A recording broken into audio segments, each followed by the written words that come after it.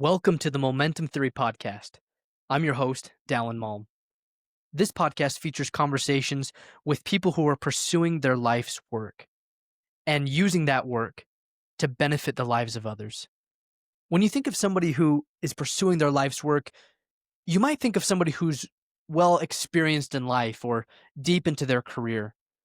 But every now and then, a story comes along, this one in sports, that's less about the scores and more about the spirit. It's that relentless drive to overcome doubt, to lead with heart, and to deliver in the biggest moments. Today, my guest is somebody whose path runs deep, from legendary high school comebacks on national television to high pressure college arenas and tournaments. A player who recently turned pro, signed a pro contract, and is working to cut their teeth in the big leagues. This is someone who turned setbacks into fuel and made the intangibles like leadership and hope their greatest weapons. Their journey isn't just about athletic development, but about resilience and faith and keeping perspective when the lights are burning the brightest. If you've ever wondered what sets real competitors apart, or if you want to know what really makes somebody great, or how their belief has shaped a career both on or off the field of play, then this is for you. Please enjoy my conversation with Stephen Ashworth. Great moments are born from great opportunity. You ask, what is our aim? Victory. Victory, however long and hard the road may be. This will be remembered forever as the greatest day in the history of the Tour de France. Do you believe in miracles? Yes!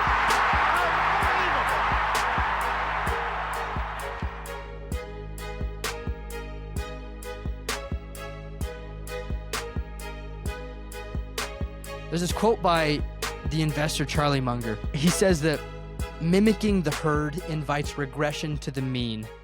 So when everybody goes to do the same thing, the level goes down. When companies try to match prices, it's a race to the bottom. When everybody's trying to become Steph Curry on the court, you lose all semblance of the game. When everybody's trying to become the same type of person, it's not good for any sport. So diversity is important, ingenuity, creativity, somebody who can be the standard bearer, kind of disrupt the system. And I think you do that in a lot of ways, but not in a way that a lot of people would recognize. Watching you at Creighton was awesome, and I want to talk a little bit more about that. With your shape and size, you are probably the smallest guy on the court most of the time, but the energy that you bring, the positivity, the leadership, the shot in the arm, it's like it's an unfair advantage that you bring to your team. And you're a relationship guy, you're very positive, and you're professional, but I don't get the feeling that you take yourself too serious. Yeah, Which for sure. probably helps. What do you feel like stands out about you and your game that's allowed you to get to this level? Yeah, I think that's a great question. And first, I appreciate the intro and the compliments, because I don't take that for granted, because I do feel like something that I add to my team and to the value that I provide on the court is some of those intangibles, not just the performance on the court that's measurable, but rather some of those things that you can't really measure. But when you're watching the game, you can see, whether it's the energy, the toughness, the physicality, and just the positivity. I feel like all of those words and all of those emotions that you feel in a group elevate each other, to where sometimes you get on the court and a player might be very talented, could be the best player on the floor, but there's just this negative energy about them that makes playing with them really, really hard. And so I always tried to be a player and a teammate that allowed the growth of my teammates to, in a way, funnel through me. And I kind of think that as a point guard, you're supposed to be a leader. It's very much so like a quarterback. You're making different reads, you're making different calls, and you're trying to do what's best for the team. Sometimes that's calling your own number, and sometimes it's finding the guy that's hot. And so I think that in order to get to the level where I'm at now, I've really realized that basketball is one of the ultimate team sports, and it's going to take everybody. And so trying to figure out how everybody on my team can help our team be successful in any given night. So for people who don't know, you played 3 years at Utah State, Yeah. right? 2 at Creighton, Mm-hmm. and then you were signed to the Indiana Pacers summer league team, Yeah. and that's where we're at right now. We're Yep. transitioning into the regular season. Have you found? Do you believe that you have to be? Do you have to love the game of basketball to be great at basketball?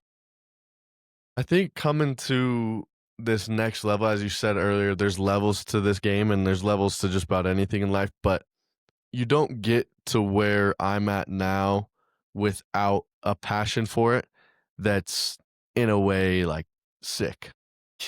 You're just not very straight in the head to, want to go out and practice for 2.5 hours on the court every day, be in the weight room for another hour and a half, treatment after that for 30 to 45 minutes, the regimen of film study, and all of that it really takes if you don't absolutely love doing it every day. It's just going to become a chore. And for me, it's been something that I'm super passionate about, and I've always loved getting better at it and finding nuances to improve my game. And so there definitely is a high level of love that I think you have to have for the game in order to be at this level and then continue to get even better. Because sometimes you see it, guys get to this level, they had the love of the game, it becomes a job, it becomes a routine, and then they fade away and kind of their career's over. And so I think continuing to find ways to just stay in love with the game is going to be big for my future. I was going to ask, have you ever played with or around people where you feel like there's talent is up there with the best of them, but they've fallen out of love for the game for one reason or another? Yeah, I don't know if there's too many like name drops that I would think of, but I think you see it within a season even at times. Like it ebbs and flows to where you hear it from your teammates at times of, oh man, I don't want to go to practice today, and Yeah. I don't really want to do this, or why are we doing that? And the kind of the murmuring, the questioning comes in. And so I think that it's really great though that when you have a team that has standards and values, you can remind each other of, hey, this stuff that may seem monotonous and routine and mundane is all for the goal that we have set at the end of the season. And so when you're working towards something better, you can kind of keep your focus on that, and it kind of keeps you in a way that you may not fall off as it comes to staying in love with the game. And so it is sad to see though when there's guys that I'd say have more talent than I do, and more God-given ability to run, jump, and do all the things that make a basketball player really special, that they just no longer want to put the work in Yeah. to stay at that level, and then it kind of fades. Like Novak Djokovic, one of the arguably the greatest tennis player of all time. He was interviewed by it was Forbes magazine years ago when he was still at the height. It's crazy because he's still that good, but when he was really like king of the world, Mm-hmm. and they asked him, what makes you so great at tennis? And he's like, I love hitting the tennis ball.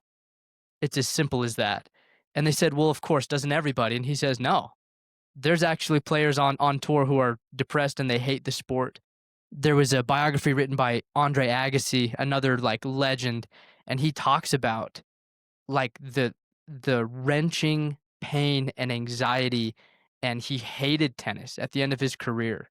Like he hated it. He says, nobody had to drag me off the court. I was done. My body and my spirit were broken.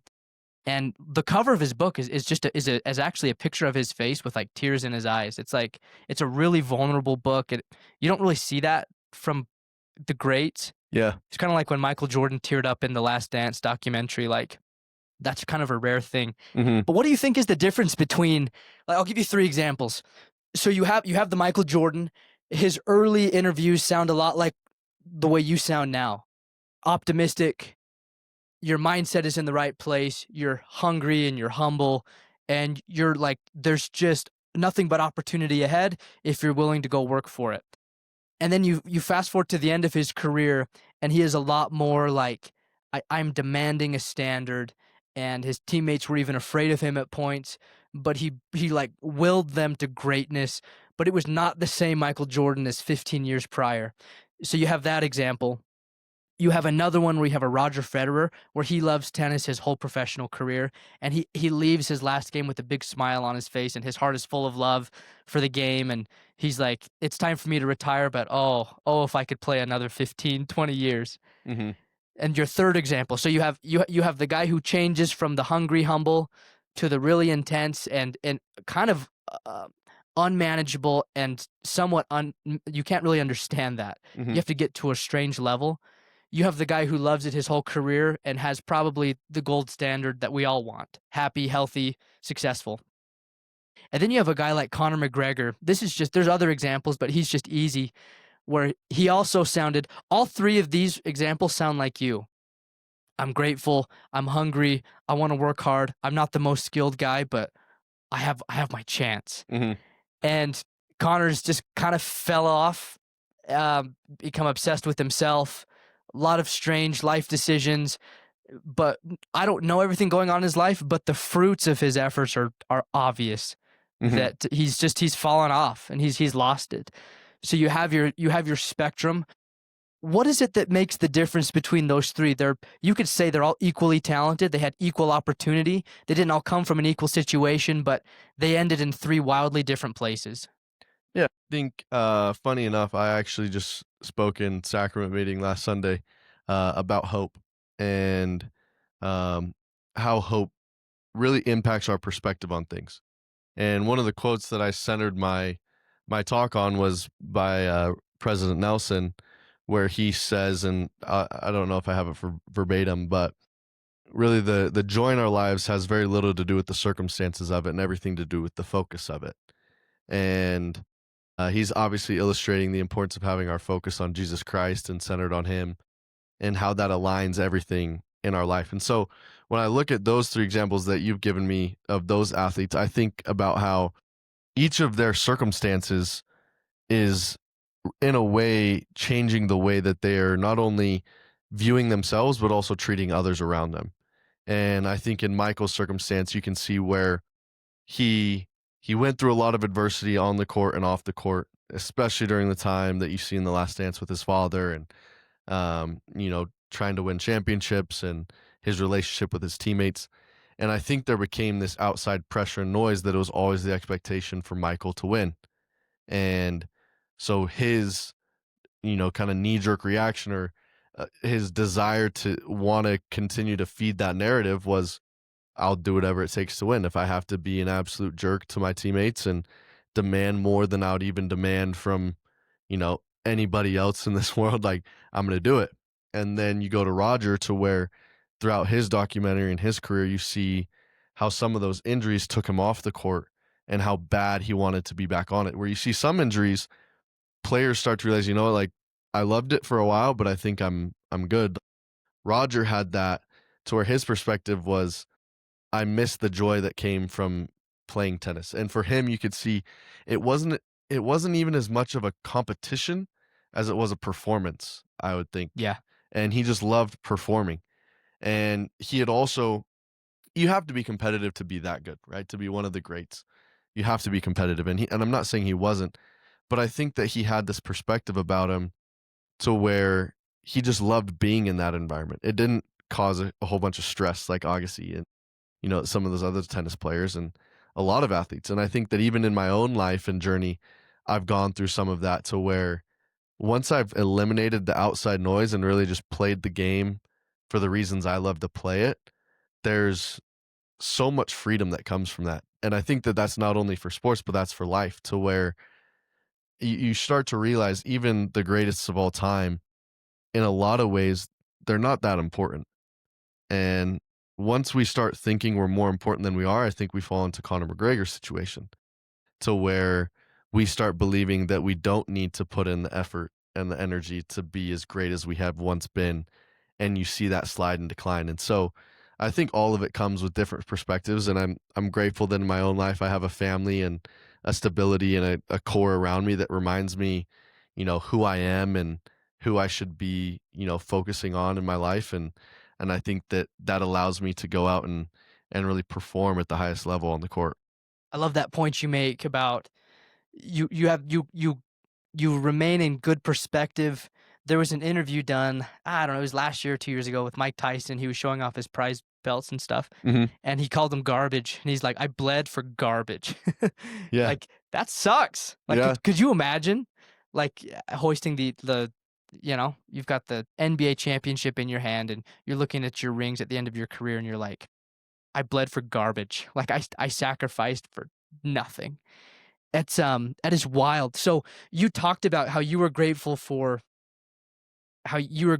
things in your life that have they've kind of forced you to grow and forced you to develop that mindset. Like, I think you were referencing failures in your life or hard times, difficult times. What failures would you say have been the most instrumental in your development? Yeah, that's a good question. I think one of them was probably I mean, it's still kind of I still do kind of think about it to where I was never able to win a conference championship in college. Really? No. You didn't win it with Utah State? Uh-uh. Oh, Nope. I had no idea. We took second just about every year. My sophomore year, we had a little bit of a down year, some injury bugs, and Yeah, I remember actually the Ken Palm rankings had us as the unluckiest team in the sport. They have all those metrics, and I don't know how you measure the unluckiest, but we were 363rd out of 363 that. teams. It gets clicks, that's for sure. Yeah, right. So, but every other season in my entire college career, we took second. And we took second this year at Creighton to St. John's. Yeah. We took second the year before to UConn. And then my 2 years at Utah State that we took second, it was to San Diego State. And so, it's hard because you look at the season and it's not a failure overall, but there's also just that part of me of, what more could I have done? And so in some ways I'm grateful for it because I think I heard one time, maybe it was Ray Allen or somebody was talking about McDonald's All-Americans and the trajectory that McDonald's All-Americans often have in college and how it can't always pan out the way you think it would of like, oh, he's McDonald's All-American. He's a top 20 player in the country. He should go to college and dominate and then be a top 20 pick. Those types of narratives. Somebody, either he or one of his teammates didn't make it, or maybe he was giving a message to somebody else. He told him congratulations. It was these kids that are 17, 18 years old, and they didn't make the selection that they wanted to of McDonald's All-American, and they're hearing, congrats. And he expounds on that of, I'm saying congrats because you haven't been told you've made it. Because all these other guys are told they've made it already. And so there's a complacency that sets in. And the statistics show that of the amount of McDonald's All-Americans that then go on to be first-round draft picks is not where you think it would be statistically. Blowing, actually. And so I thought of that to where it's like, in a lot of ways, I think that's a good perspective to have in life. If you don't necessarily accomplish the goal that you had set out in mind, and instead of feeling like a failure, how can you shift that to, congratulations, like you just haven't made it yet. Keep going, keep working, and other things will come, other opportunities will come, right? And so, because I also think of that as like, if I have a successful NBA career and then I win an NBA conference championship, who cares about my college conference championship in a way, right? It's Sure. like, it's in a way like Mike Tyson's thing of I sacrificed for garbage. And I wanted to hit on that point because when you said that, it made me think of really in athletics, what I think of this is all of this work is more about who am I becoming as a person. And if I'm not becoming something better, then it is all garbage. But if I'm progressing along the way and I'm learning things, right? I think about a lot of the principles of the gospel that I know to be true is because I've applied them to sport. And I understand that, being selfish doesn't bode well in sports and it doesn't bode well in life. And that's what the scriptures talk about, right? So it's like, I think that in a lot of ways, whatever we're doing, whether it's business, whether it's sports, it should be focused on how is this helping me develop better attributes to be a better person in life, I think. So you have your professional goals, but your self-worth is not tied to those goals, if I understand correctly. Yeah, I would agree with that. So one more question on the theme of adversity. Have you had what adversity or opponent or opposition have you continually had to overcome in your life? It's not just a one-time hard thing, but it's almost a theme in your life that you've progressively gotten better at overcoming, and it's, showed up multiple times. I would say it would be less of like a physical limitation that I've experienced and more of a perceptual like roadblock to where people look at me and they immediately assume things on the basketball court of, well, he's not going to be able to defend, or he's not going to be very tough, or he's not going to be quick enough or fast enough or big enough. And so I think what happens and what I've seen in my career is that puts me behind the eight ball in the eyes of a coach or of a scout or somebody that doesn't quite believe I'll be able to adjust and adapt to a more physical league, a faster, better athletes, and all of those things. And so I think whether it was in high school moving to college and now college moving to pro, I've heard a lot of those same things. And so I know now how to better manage those expectations and flip that narrative through different, tactics and different skill sets, as well as I've also developed the maturity to realize that, what other people say about me, it doesn't really matter. It's all about what can I go do and perform on the court. What kind of things do you do to combat that negative mindset? I think a lot of it comes with like positive self-talk, believing in myself, as well as Like you talk out loud to yourself? Yeah, like one of the things that I'll do at the free throw line is I say swish before every shot. And I am a big believer in the impact of positive thinking and expecting good things to come. Does Mason Falslove do that too? I've talked to Mason. We'll see if he does it this year, but he's always saying something. yeah. Can't read his lips on TV. But wait, Mason, he is a competitor, man. Yeah. He always looks like upset when he's at the free throw line. He looks like he'll make his 2 free throws and he'll look disgusted by it or something. I don't know. Maybe he's just like never settling, but Yeah. he's always saying something, like he's mouthing something. I've always wondered what that is. Yeah, it might be. And I know that he obviously is super talented, and Mason has talked openly about how he wants to improve his free throws. So that could be his tactic that he's developing as well. That's cool. So like when Tiger Woods was a kid, his dad put affirmations on his wall, like I can accomplish hard things. Whatever I put my mind to can be true. My weaknesses never define me. I don't know. So he's reading this from, I want to say when he was like 4 years old or something, before he could even like read, Mm-hmm. and he grew up looking at that every day, every morning and night. And he would listen to like self-help tapes that were positive mindset, the magic of thinking big kind of stuff. Yeah. And I recently saw a video of Magic Johnson saying this to a camp of kids where he said, you got to write your goals down, put it somewhere where you can see it every single day, and talk to yourself as if it's going to happen. Like when I make it to the NBA, or when I get good grades, or when I whatever. And he's talking to a bunch of kids, but that's another one of the recurring themes that I've noticed is the positive self-talk, the affirmations.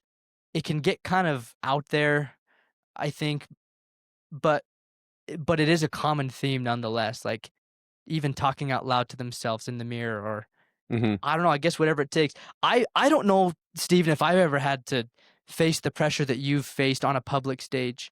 There's a lot of stress that comes with the nature of my job, but I'm not in the public eye, and I'm not in an arena with thousands of people looking at me, and I'm not being ranked by analysts, and I don't have those kind of expectations placed on me. Yeah. Thankfully.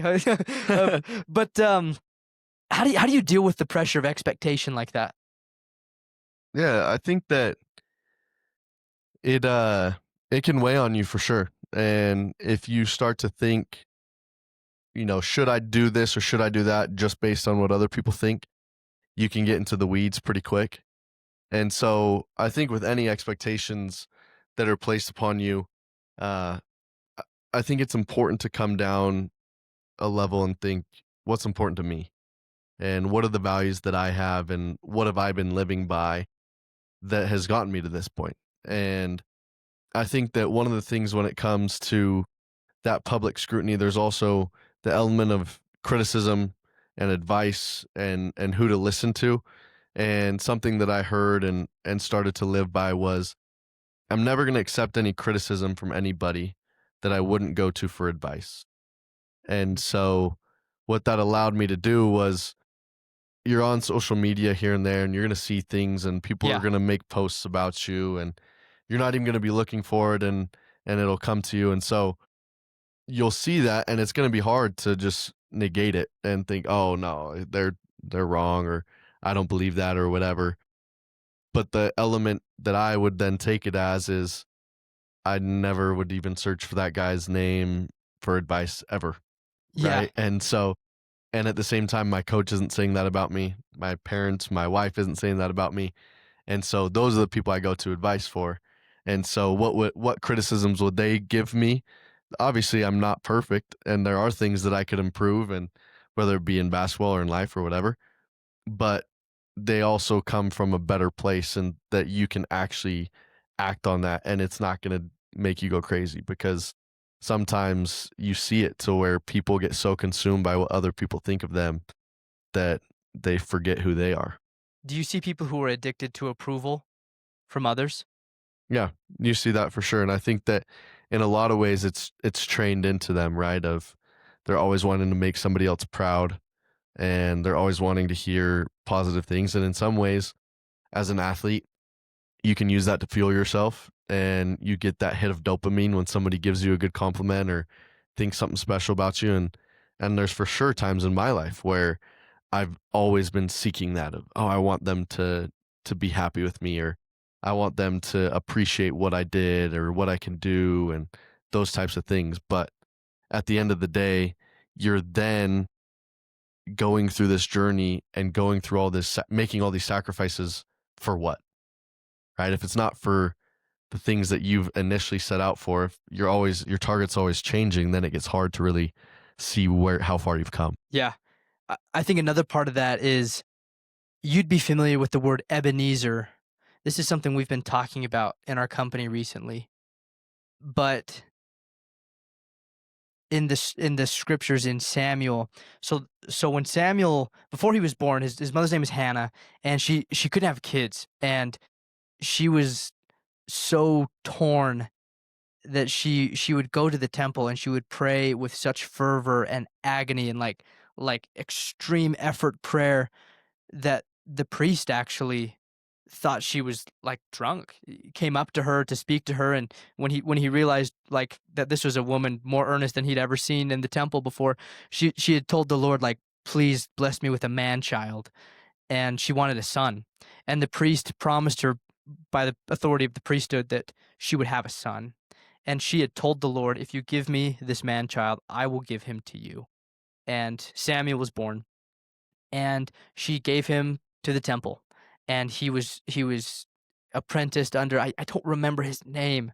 I don't know if you remember either, but it was the story of when Samuel was a boy and he heard his name called, and so he got up and he went and he awoke the priest, and the priest said, I didn't call you, go back to bed.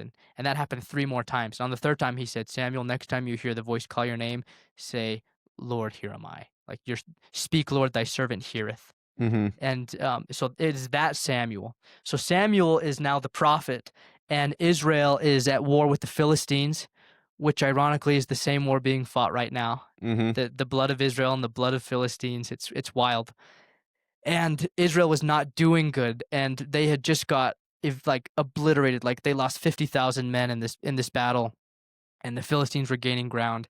And they went to Samuel and said, pray for us. Tell the Lord to fight this battle for us. And Samuel's like, I'm not going to do that. You guys have to repent. And they said, you know what? Just bring the Ark of the Covenant into battle with us. The Lord will not let that fall. And so they bring the Ark, and the Philistines decide to go to battle. They were intimidated by it, but they went for it, and they whooped the Israelites, and they stole the Ark. And they actually ended up giving it back because it was like they got cursed everywhere it went. It's kind of funny. But they went back to Samuel, and they said, we've repented, and will you now go? Because they had lost thousands and thousands of more men in that battle, and the Philistines were now the dominant force, and it was scary. Mm-hmm. And Samuel said, I will pray. He says, the Lord will fight this battle for you. So they go on the battlefield, and the Philistines descend on them like with their strength in numbers and in strategic advantage. And the Lord sent a clap of thunder that was so disorienting to the Philistines that they just got ran through by the Israelites. And it was a massive victory for Israel. And Samuel, he erected a monument called an Ebenezer, or like a place of safety. Mm-hmm. And when we sing that in the hymn, "Here I raise my Ebenezer, hither by thine help I've come." And then in the next verse, we read, "He, the Savior, to rescue me from danger, interposed his precious blood." And it's like, so when we talk about Ebenezer moments, there are moments in our life that undeniably, without the hand of God working on our behalf, we never would have come this far. Mm-hmm. Like, it's an undeniable proof of God's intervention on our behalf. So it just, that's something that comes to my mind when you talk about staying steady, remembering to go to the right people, remembering what you're about and why you did this in the first place.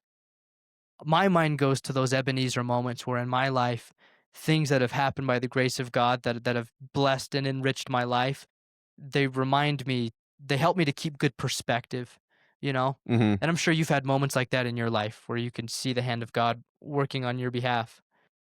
I want to ask you about, I want to ask you about the pain of growth and development. It comes with so much sacrifice. I don't know of any, there's probably better ways to word this, Stephen, but what pain do you enjoy most in your life? Because it's causing you either the most growth or satisfaction or peace, or what pain do you enjoy having most in your life? Yeah, wow. I think in some ways it's a pain of fatigue, to where you get home and it's 7:30 and your muscles ache and you just want to do nothing but go lay in bed, and you know that what you've done that day has gotten you one step closer to whatever you're working towards. And so there's moments, whether it's in a workout, on the court or in the weight room, that your muscles just ache and you're so tired. But then you have that moment of realization that that pain is in a way what I live for, because I'm chasing that pain due to the fact that I know that it's getting me closer to accomplishing my goals that I've set since I was 5 years old. Yeah. So to become a champion in that aspect, you live through that pain and that fatigue.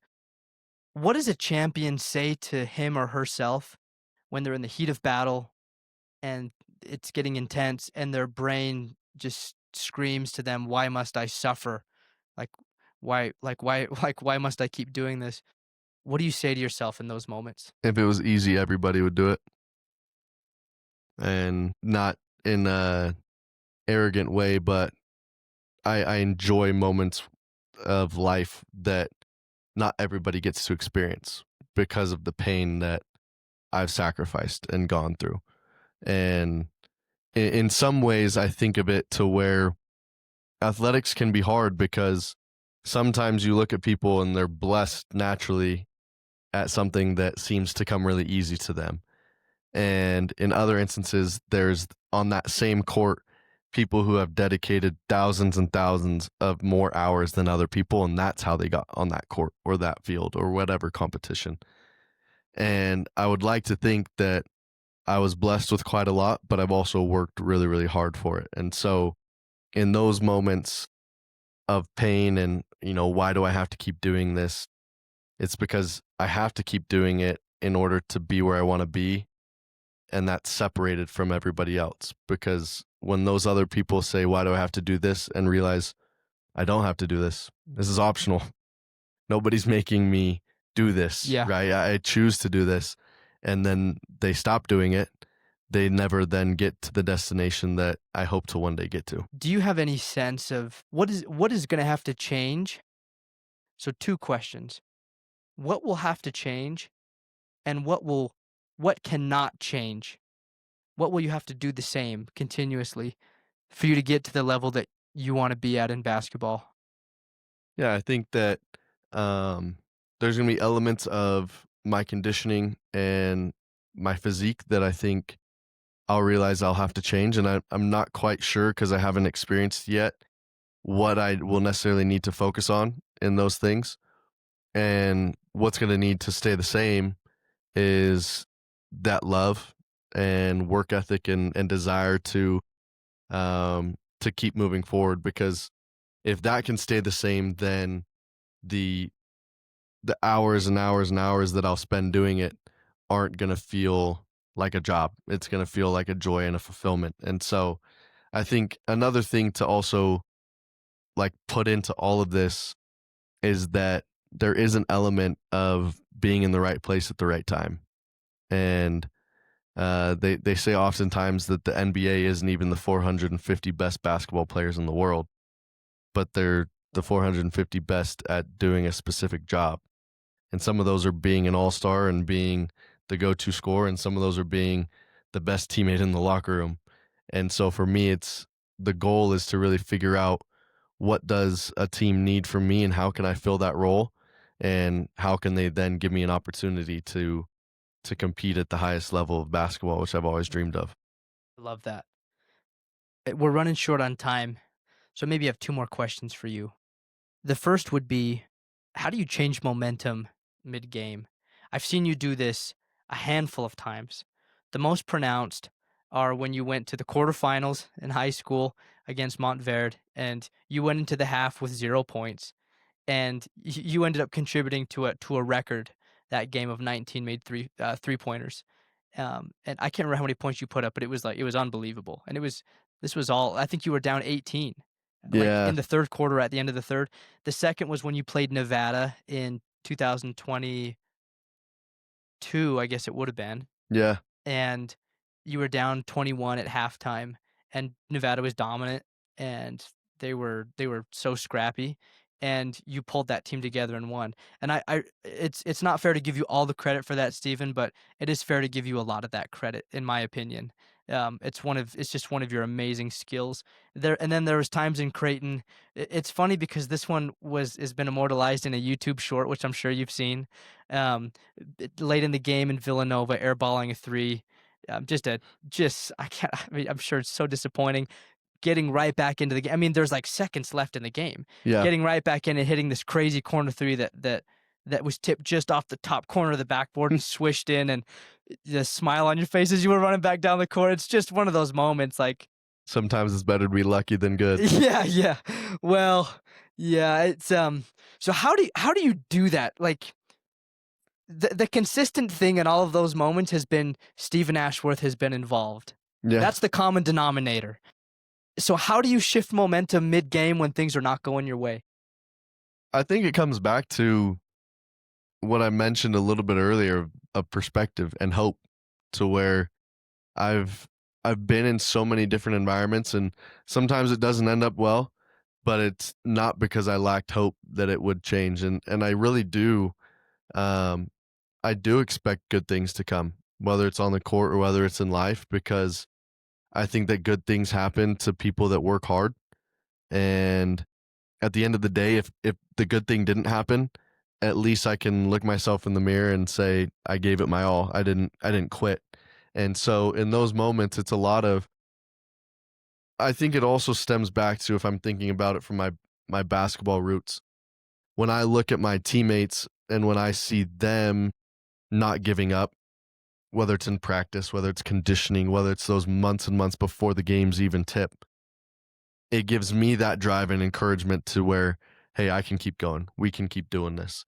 And so I think it's built throughout a season. It's built throughout, I believe wholeheartedly that our life is about relationships, and we're here in this world to first and foremost create a relationship with God, and then with our spouse and our family, and then our friends, and build on friendships and friendships and friendships, because the value of life comes from people and interacting with each other and having conversations like this where you can learn from each other and experience enlightenment to realize, oh yeah, I could do a little bit more of that in my life, or I would want to try something like this. And I think that relationships do a great job of that. And so you build these relationships with your teammates, And then when you're in those moments, when you're down 21 at half, when you're down 18 and going into the fourth quarter, you can have these moments where I feel like it comes down to I make a play or two, and it's that then ability to look at my teammates and say, "Hey, we've got this." Like there it is. Like that was the switch that we needed. It was a steal into a transition three, and I think that sometimes you watch certain players, and I think Steph Curry is one of the greatest at it, to where he does that. He shifts the momentum of games in an instant, and it's electrifying. And so I think that sometimes that's maybe an innate blessing and gift that you get to, you can recognize opportunities that, hey, instead of trying to go in and make a layup, shoot this deep step back three, and the momentum will shift, just because different plays have different momentums. And so I think when it comes down to it, it's perspective, relationships, and then an ability to see opportunity. You're also you're one of the few members of the Church of Jesus Christ of Latter-day Saints that is playing professional basketball. You're not a you're hardly a minority even. And I think that's cool. I think it's so cool. How has you're in an environment where faith may not be, it may be like supported and um I'm sure there's not people who are trying to crush your faith all the time, but you're not in a place where like faith is like a key tenet of the culture. Maybe it depends on the team. So how do you stay centered on your faith? And have you had the chance to share it with other people? I'd be Yeah. really interested to know. Yeah, it's been awesome. I think that there's been great opportunity. At Creighton specifically, there was quite a bit. The Well, news, is it a Catholic school? yeah, I mean Jesuit, but yes, Jesuit, like yeah. yeah, and so with the Jesuit education, there's obviously a large focus on the ministry of Jesus Christ and his principles and teachings. And so it was natural it was talked around in class. And I think that the news of an LDS kid transferring from Utah State to Creighton, a lot of the people in the community knew that I was a member of the Church of Jesus Christ. And uh, that then it was cool to actually get some messages or some emails from members around town saying, "Hey, thanks so much for the opportunity to share more about our faith, because my neighbors are Creighton fans and they're asking me about you," and things like that. And That's so so cool. it was a lot of fun, and was able to have some firesides and invite a lot of members and non-members alike to come and listen to the messages. And so you're right, it's not necessarily an environment, and especially going into professional basketball, where there's a lot of faith promoting activities going on, or um, discussions of faith. But at the same time, I think that when you are living the principles of the gospel, you are separating yourself from the world, and people will recognize that, whether from afar or from close. And the examples of that up close are, then teammates asking you of, "Hey, why do you believe this, and why do you live like this, and what blessings have you seen come from it?" Because I think something that's great about the gospel is that you can clearly see the perspective shift in people when they're living the gospel versus when they're not. And it's not to say that life is going to be any easier either way, but how individuals will deal with certain trials or challenges can shift dramatically based on their eternal or finite perspective of what is happening. And so I personally, in my own life and in the lives of others, have a belief that when they're living the gospel principles, they then make better decisions of the circumstances of which they're in, rather than, necessarily, "Well, you're obedient, here's your blessing." It's not like a pet reward, but more so of, "Hey, here's your trial. How are you going to deal with it?" But you dealt with it in a way that made a lot of sense and, made your family better. Or, "Oh, here's your trial," and you dealt with it in a way that really just created more problems for yourself. And so by seeing that kind of naturally, I think that it also gave me opportunities to share my belief with my teammates and friends alike. It's a unique opportunity, and I'm happy for you. I think Thank you. that's so cool. I'm sure you've impacted a lot of people through that, probably more than you know. So, Hopefully.